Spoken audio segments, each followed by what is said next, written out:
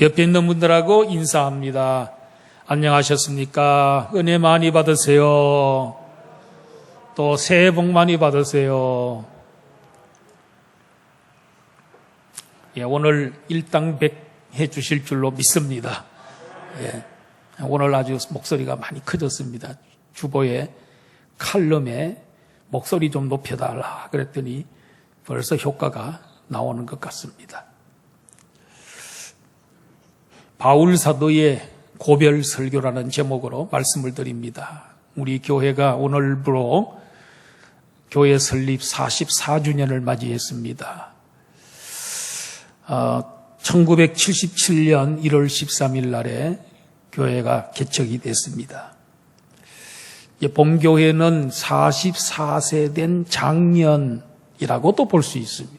또 수령이 44년이 된 나무와 같다. 그렇게 볼 수도 있습니다. 44세의 사람이면 가장 좋은 나이죠. 어리지도 않고 또 넓지도 않고 가장 왕성하고 활동을 많이 하는 그런 연령이라고 볼 수가 있습니다. 우리 교회가 바로 그와 같은 연령대입니다. 또 나무가 44년이 되면은 뿌리를 깊이 내리고 또 가지가 넓게 퍼지는, 그리고 좋은 또 목재감으로도 쓰여질 수 있는 그런 나무라고 할 수 있습니다. 유실수라고 하면 열매가 많을 것이고 또 목재라면은 유용하게 쓰임받을 수 있을 것입니다. 교회는 우연히 생겨나는 것도 아니고 또 저절로 자라는 것도 아닙니다. 교회를 세우려면 씨를 뿌려야 되고 또 가꾸는 자가 있어야 됩니다. 씨를 뿌리는 자도 귀하고 가꾸는 자도 귀합니다. 교회가 클수록 많은 일꾼이 필요합니다. 건강하고 좋은 교회일수록 일꾼들이 땀과 눈물과 희생과 헌신으로 수고를 많이 한 것입니다. 바울 사도는 지금 제3차 선교 여행 중에 있습니다. 에베소에서 3년 동안 집중적으로 선교를 했습니다. 에베소 교회가 이방 교회로서는 제일 큰 교회고 영향력이 주변에 있는 많은 교회에 영향을 미쳤던 중심 교회가 에베소 교회였습니다. 바울 사도는 지금 에베소 사역을 마친 후에 서둘러서 예루살렘으로 올라가려고 했습니다. 이제 그가 예루살렘으로 올라가게 되면은 그는 이제 유대인들로부터 또 미움을 받고 시기를 당해서 나중에 그가 이제 그 체포의 위기까지 가게 되죠. 그래서 로마 군인들의 도움으로 상소를 하게 됩니다. 가이사 황제에게 나는 재판을 받겠다. 황제에게 재판받겠다. 그게 대법원하고 같은 곳인데, 그래서 그가 로마로 가게 되고 로마에서 감옥에서 지내다가 순교하게 되는 것입니다.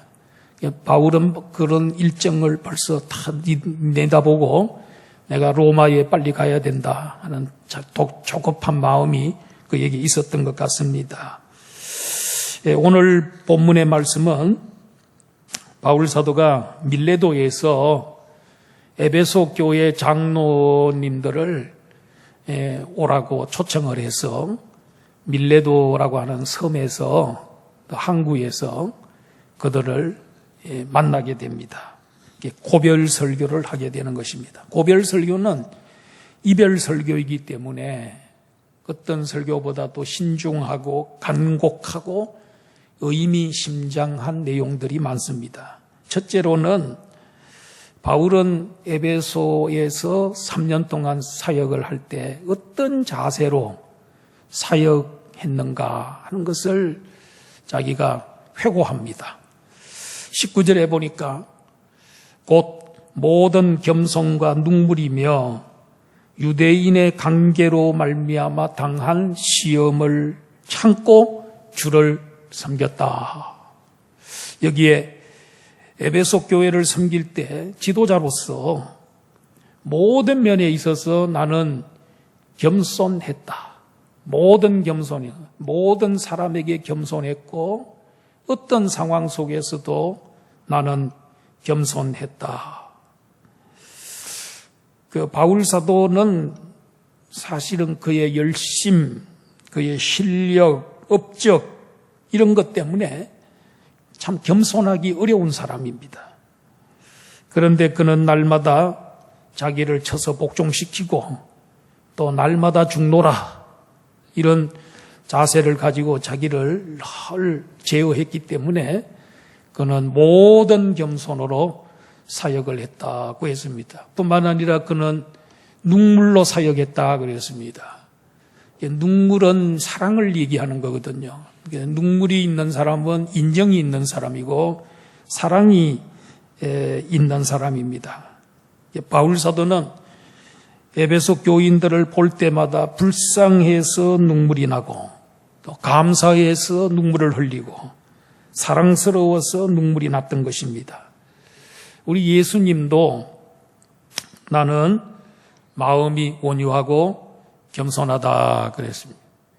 예수님 온유하다는 말은 사랑을 얘기하는 거죠. 사랑은 온유하며 그랬기 때문에 예수님도 사랑이 많으시고 온유하시고 그리고 겸손하신 분. 바울 사도도 예수님 닮아서 그는 사랑이 많고 눈물이 겸손하고 눈물이 많았던 것을 보게 됩니다. 그런데 사탄은 교만하고 또 눈물이 전혀 없는 매정한 자입니다. 우리 예수님은 예루살렘 성읍을 내려다보시면서 우셨죠. 예루살렘아 예루살렘아 내가 너희들을 품으려 했는데 너희들이 배신했다. 암탉이 병아리를 품듯이 너희들을 품으려고 했는데 너희들은 배반하였도다. 그러면서 우셨고요. 또 친구 나사로의 무덤 앞에서 예수님 눈물을 흘리셨고 그리고 예수님은 겟세마네 동산에서 온 인류를 위해서 통곡하시면서 울었다고 히브리서가 그것에 대해서 설명을 하고 있습니다. 우리도 교회 섬길 때 바울과 같이 항상 겸손하고 뿐만 아니라 또 사랑과 눈물이 많은 그런 마음을 가지고 섬기면 좋을 것 같습니다. 그러니까 이 내적으로는 항상 이런 겸손함이 있어야 돼요.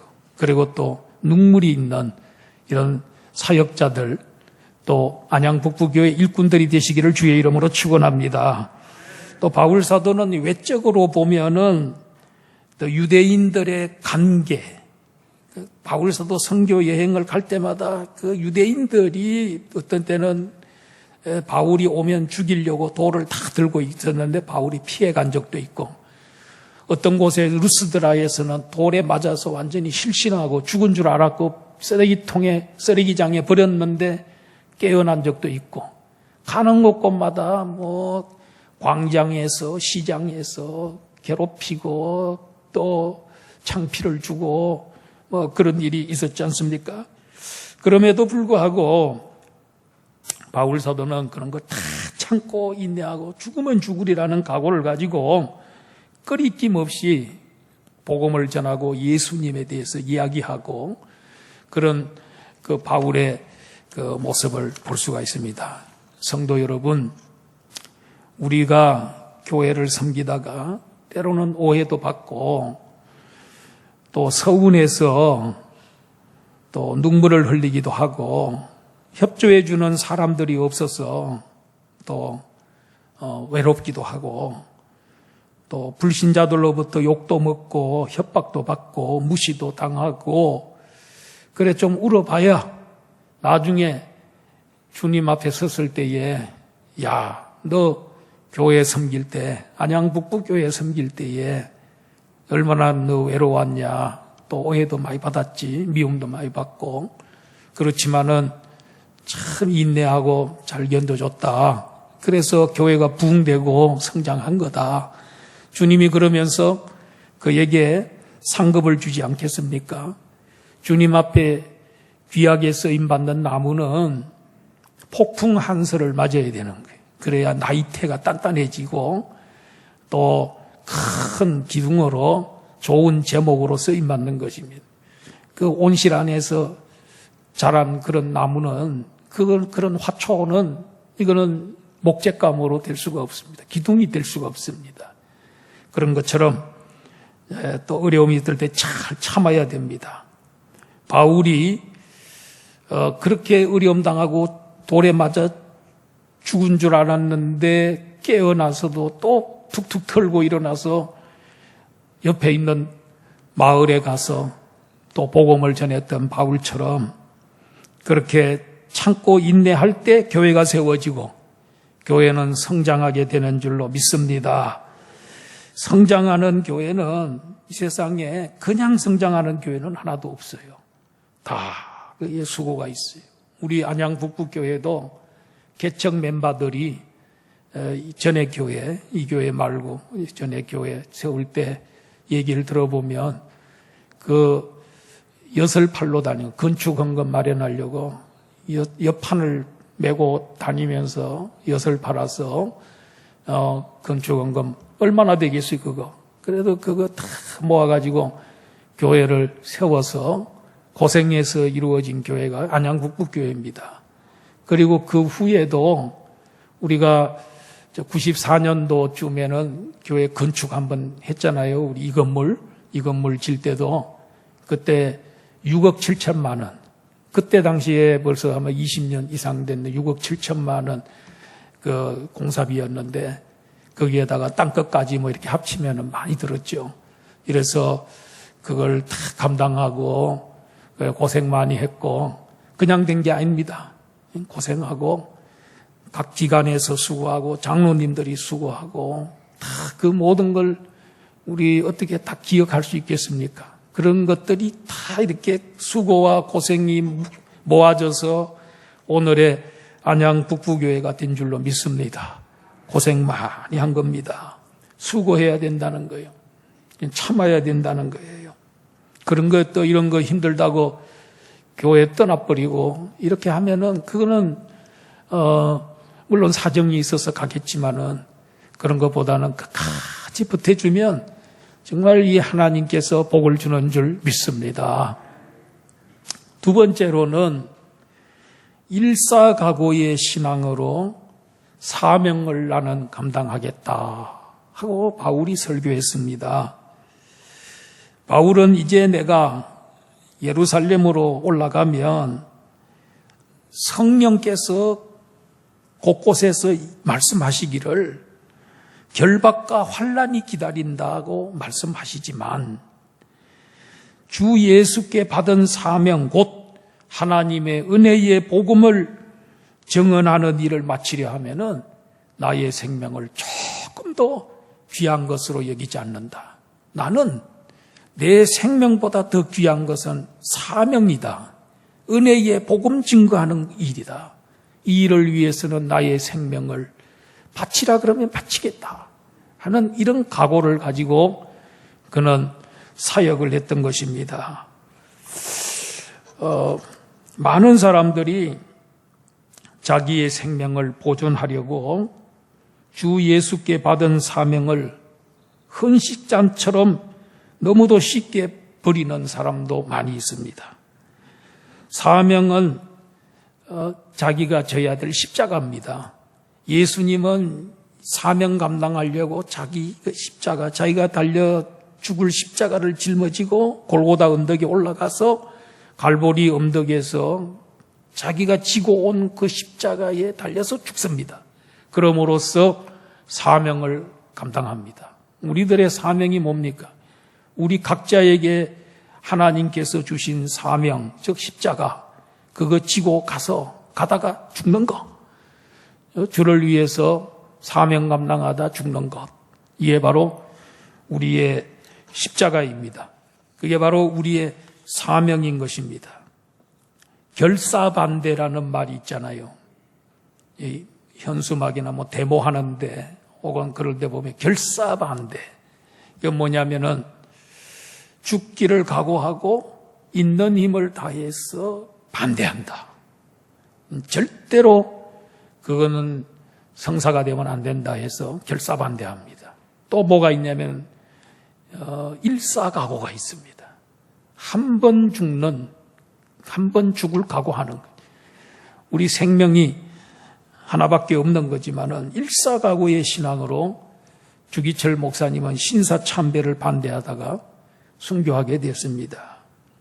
감옥에서 그 나무 널빤지에다가 아주 그 날카로운 못을 박아가지고 그걸 뒤집어 엎으니까 그 송판 위에 못이 뾰족뾰족하게 막 튀어나왔습니다. 빽빽하게. 그런데 그 위를 맨발로 걸어가라는 것입니다. 주기철 목사님 그거 위를 걸어갈 발이 그 못에 찔려서 막 피가 피투성이가 되고 철철 흐르고 그래도 끝까지 가는 것은 신사참배 반대하는 것. 난 이렇게 죽더라도 신사참배 하진 않겠다. 이런 각오를 가지고 가게 됐고요.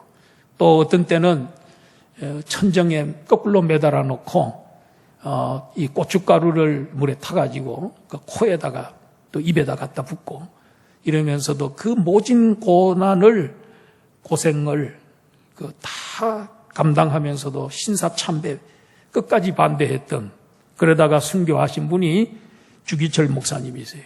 일사각오 그런 믿음을 가졌던 것을 보게 됩니다. 바울은 이미 사명을 위해서 은혜의 복음 증거하는 일을 위해서는 주께서 주신 사명을 위해서 나는 생명 바칠 각오를 한다. 난 죽을 각오가 돼 있다. 이런 각오가 있는 거. 이런 사람들이 이 세상에 제일 무서운 사람입니다. 무슨 일을 할 때에 죽기 살기로 해보네요. 죽을 각오를 하고 달려드는 사람이 제일 무서운 사람입니다. 다니엘이 바로 그런 사람이죠. 다니엘은 저 바벨론의 어린 시절에 포로로 잡혀갔습니다. 그래서 국무총리가 됐습니다. 70년 정도 국무총리 했다 그래요. 그런데 시기하는 사람들이 다니엘을 제거하려고 30일 동안에 느부갓네살 왕 이외에 그 어떤 누구 왕에게도 만약에 절을 하게 되면은 또 기도한다든가 하면은 사자굴에 넣는다 하는 법령에 왕이 의인을 찍어버렸어요. 그 다니엘 죽이려고 하는지 잘 모르고. 그래 다니엘이 하루에 3번씩 저 예루살렘을 향해서 문을 열어놓고 해방을 위해서 고국으로 돌아가게 해달라고 기도하는데 그 다니엘이 그걸 알면서도 조서의 의인이 찍힌 것을 알고 사자굴에 들어간다는 걸 알면서도 그는 창문을 오히려 열어놓고 그리고 저 위층으로 올라가서 사람들이 다 보라고 비밀리에 이렇게 기도하는 게 아니고 무릎 꿇고 다 보는 공개된 장소에서 기도함으로 인해서 그게 발각이 되고 결국은 사자굴에 던져지게 됐습니다. 그런데 그날 사자굴 속에서 진짜 힘든 것은 누구 힘들었습니까? 다니엘이 힘든 게 아니고 사자가 힘들었습니다. 입이 열려야 뭐 먹든지 말든지 하는데 천사가 입을 딱 막아놓으니까 입이 안 열려가고 밤새도록 죽을 뻔했어요. 사자가 죽을 뻔했어요. 다니엘은 끄떡없습니다. 믿음으로 사자의 입을 봉했습니다. 할렐루야. 이런 믿음 갖고 살았습니다. 이런 죽으면 죽으리라는 각오를 가지고 산 사람들에게 기적이 나타나고 그런 사람들을 통해서 기독교는 발전이 있고 확장이 되고 하나님께는 영광이 돌아가는 줄로 믿습니다. 그리고 바울 사도는 나는 이 모든 사람들의 피에 대해서 내가 깨끗하다. 26절에 그 말은 뭡니까? 이제 만약에 에베소에 있던 어떤 사람이 죽어가지고 지옥을 가게 됐는데 하나님이 야, 너 어떻게 예수 안 믿었냐? 그렇게 이제 최후의 신문을 하게 되면은 나는 그 에베소에 있을 때에 바울이라는 분이 3년 동안 에베소에서 사역을 했는데 나한테 예수 믿으라 소리 한 번도 안 하더라. 그렇게 원망할까봐 바울 사도는 나는 모든 사람들의 죽음에 대해서, 피에 대해서는 깨끗하다. 그렇게 나를 원망하고 그럴 사람들이 혹시 있을까봐 나는 이렇게 밤낮 눈물로 복음을 전하면서 사역을 했다. 우리 교회가 박달 1동에 위치하고 있는데 만약에 박달 1동에 살던 어떤 사람이 이제 죽었습니다. 심판대 앞에 섰습니다. 너 왜 예수 안 믿었냐? 그러면 박달동에 가면 안양 북부교회가 있는데 거기에 그 성도들이 수백 명이 있는데 그 중에서 한 사람도 나에게 예수님 믿어라 소리 안 하고 복음을 전한 적이 없습니다. 그렇기 때문에 내가 지금 여기 왔습니다. 안양북부교회 성도들 나쁜 사람들입니다.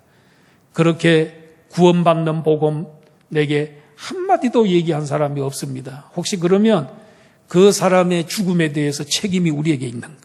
그 사람의 피에 대한 책임이 우리에게 있는 거예요. 그걸 면하려면 우리가 때를 얻든지 못 얻든지 복음을 전해야 될 줄로 믿습니다. 예. 그래서 바울 사도는 나는 일사각오의 믿음을 가지고 주께서 내게 주신 사명, 그 사명을 감당하기 위해서 내 생명조차도 아끼지 않겠다. 이런 각오가 오늘 우리들에게 있어야 될 줄로 믿습니다. 그 세 번째로는 장로님들에게 에베소 교인들, 즉 양떼를 바울이 맡깁니다.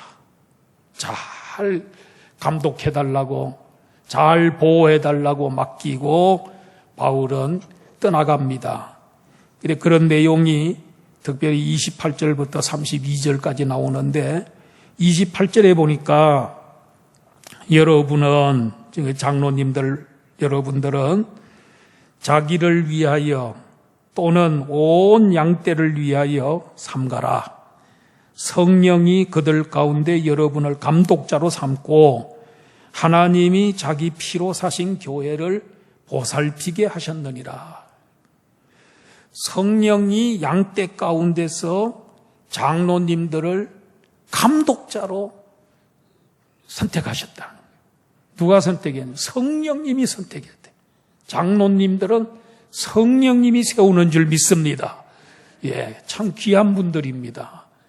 그런데 양떼 가운데서 특별히 선택받은 분들입니다. 그러면 이분들이 하는 일이 뭐냐면 감독하는 일을 맡았다는 거예요. 누구를 감독하느냐? 하나님이 자기 피로 사신 교회, 즉 에클레시아, 부름받은 자들의 모임, 성도들을 보살피고 감독하라고 세우셨다는 거예요. 자기 피로 샀다는 말은 뭡니까? 예수님이, 하나님께서 자기 아들인 예수님 그 핏값을 십자가에 죽게 하고 그 핏값을 지불하고 사온 사람들이 성도들입니다. 그 귀한 성도, 아들의 핏값을 생명을 대신해서 얻은 그 귀한 양떼들, 아들 생명과 같은 그 양떼들을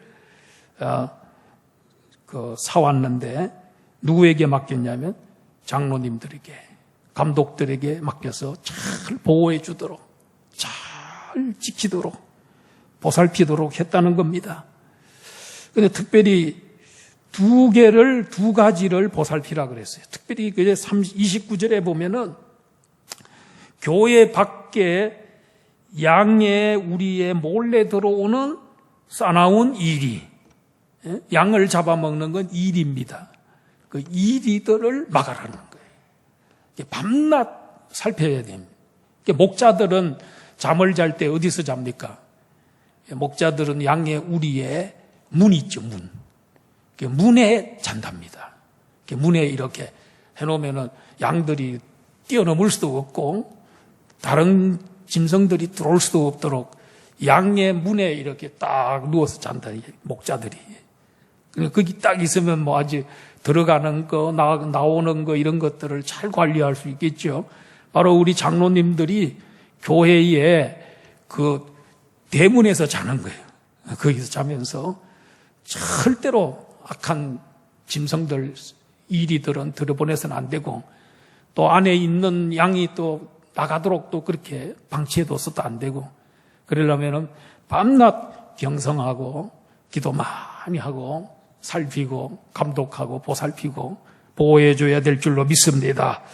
그런가 하면 30절에 보면은 또 한 가지 더 무서운 게 뭐냐면은 바울이 그럽니다. 내가 이제 너희들 떠나가는데 너희 장로들 중에 어떤 사람이 나쁜 마음을 품고 제자들을 끌어 자기를 따르게 하려고 어그러진 말을 해서 그런 사람들이 일어날 거다.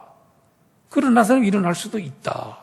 이러면서 그런 것은 표가 잘 안 나죠. 그죠? 외부에서 이런 이리가 들어오는 건 금방 표가 나는데 그 내부에서 이런 자기 제자로 삼고 그 사람들의 어그러진 말을 해서 삐뚤어지게 만들고 잘못된 길로 가게 만드는 이런 사람들이 내가 떠나면 장로들 너희들 가운데도 일어날 수 있으니까 경계하고 조심을 해야 된다. 이런 말을 지금 하고 있습니다. 그러면서 바울 사도는 자기가 떠나면서 이 에베소 교인들을 누구에게 부탁하냐면 주님과 은혜의 말씀에 부탁한다.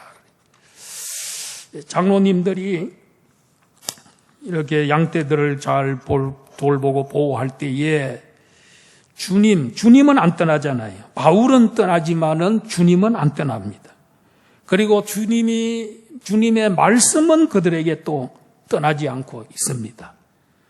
그 장로님들이 주님 늘 함께함으로써 그 주님과 늘 함께함으로 양떼들을 잘 돌보고 또 주님께서 주신 말씀, 그 말씀을 사랑하고 그 말씀을 가르치고 그 말씀 위에 굳게 섬으로써 교인들을 돌봐주고 이렇게 하는 게 장로의 사명이다. 그렇게 되면 교회가 건강하게 될 것이고 양떼들을 잘 돌보게 될 줄로 믿습니다. 오늘 우리 안양 북부교회 장로님들도 또 이런 장로님들이 되셔서 우리 안양 북부교회를 잘 지켜주고 감독하시고 또 보호해 주시고 잘 살펴주시는 장로님들이 될 줄로 믿습니다. 그리고 이제 네 번째로는 바울 사도는 33절에서 35절 내용을 보면은 자기는 윤리와 도덕적으로 특별히 그 물질 관계에 있어서 금전 관계에 있어서 나는 깨끗하다 이러면서 33절에 내가 아무의 은이나 금이나 의복을 탐하지 아니하였다. 남의 것은 무엇이나 탐내어 취하지 않았고 오히려 손으로 수고하여 나와 내 동행들이 쓸 것을 충당하였다. 여러분 남의 것에 손 안 대고 남의 것을 착취 안 하고 남의 것을 도둑질 안 하려면 어떻게 하면 되냐 그러면 내 손으로 수고해서 내가 아주 고생해서 번 돈, 그 돈은 참 아깝지요. 그렇지만은 그래도 어떤 사람은 또 자기가 너무 고생해서 번 돈은 이게 한번 들어가면 나오질 않네. 그냥 움켜쥐고만 있네. 그게 아니다 이게. 자꾸 이렇게 남을 베푸는 것, 이게 습관이라는 거예요. 이 돈을 훔치는 것도 습관임, 습관. 예? 절도범들이 어릴 때부터 바늘 도둑이 소도둑 된다 그러는 거예요. 자꾸 이렇게 훔치는 버릇을 길러놓으면 이게 습관이 돼서 도둑질 하는 거거든요. 절도범이란 말이에요. 그런데 그 자꾸 베푸는 거, 제가 고생해서 번 돈이지만은 자꾸 주고 베풀고 이렇게 하면 이것도 습관이 돼가지고 참 좋은 습관이죠. 바울 사도는 내가 손수 수고해가지고 번 돈 가지고 내가 남에게 나누어주고 베푸는 일을 했다. 동행들, 동역자들 내가 다 해줬다. 낮에는 돈 벌고 밤에는 사역을 하고 그렇게 했다는 것이죠. 그러면서 예수님이 주는 것이 받는 것보다 복이 있다. 예수님이 그런 말 한 적은 없죠. 성경에 예수님이 주는 자가 받는 자보다 복이 있다 이렇게 말하는 건 없지만은 내용상으로 보면은 예수님의 사역이나 예수님의 가르침의 그 의미를 보면 주는 자가 받는 자보다 복이 있다는 말은 많이 씁니다. 예를 든다면 누가복음 6장 38절에 보면은 주라 그리하면 너희에게 줄 것이니 곧 후히 되어 누르고 흔들어 넘치도록 하여 너희에게 안겨주리라. 주라는 말이에요. 주면 안겨주겠다는 게 누르고 흔들어서 예수님의 귀한 교훈인 줄로 믿습니다. 바울 사도는 이렇게 내가 물질적으로도 또 모든 면에 있어서 나는 깨끗하다. 윤리 도덕적으로도 깨끗하게 살았다. 이렇게 자기가 고백을 합니다. 그리고 마지막으로 이제 설교를 마친 후에 어떻게 헤어집니까? 송별회 하는 장면을 보면은 설교한 후에 바울과 모든 장로들이 무릎을 꿇고 함께 기도했다. 설교 후에 기도하는 이런 습관이 여기서 나왔나. 바울이 고별 설교하고 난 다음에 무릎 꿇고 기도하니까 장로님들이 옆에서 같이 등달아서 같이 무릎 꿇고 기도했습니다. 참 이게 우리 기독교의 설교 후에 기도하는 좋은 전통이구나. 거기서 나온 게 아닌가 이런 생각을 해봅니다. 그리고 난 다음에 다 크게 울며 바울의 목을 안고 입을 맞추었다고 했습니다. 왜냐하면은 다시는 내 얼굴 못 본다 하는 바울의 말 때문에 천국에 가서나 보겠구나 하는 생각을 해서 그들이 아주 눈물바다가 된 겁니다. 바울의 목을 안고 입을 맞추면서 송별회를 했습니다. 얼마나 사랑이 있고 친근감이 있습니까? 참 멋있는 송별회지요. 우리도 나중에 헤어질 때 참 이렇게 될 수 있을까? 제가 지금 겁이 납니다. 사실은. 그래 어떻든 이런 그 모습이 참 아름다운 모습일 텐데, 그죠? 그리고 바울 사도가 이제 배를 타고 항구니까 밀레도 항구에서 배를 타고 어디로 갑니까? 이제 저 가이사랴 있죠.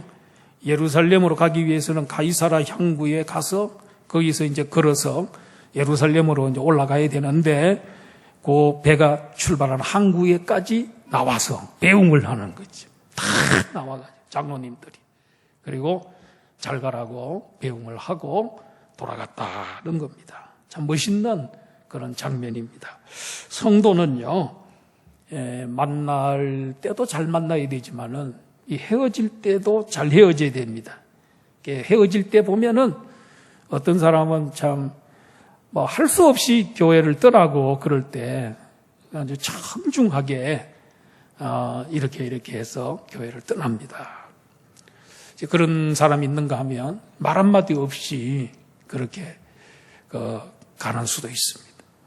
그런 것보다는 서로 그러면 따님 목사가 가는 성도에 대해서 축복해 주지 어떻게 나쁜 말 하겠습니까? 그래서 가서 어디로 가든지 형통하고 또 어느 교회를 섬기든지 그 교회의 부흥을 일으키는 역군이 되고 그러면서 우리 다시 또 혹시 만날 수도 있기 때문에 잘 헤어지고 축복해 주는 거 아니겠습니까? 이런 게 참 중요합니다.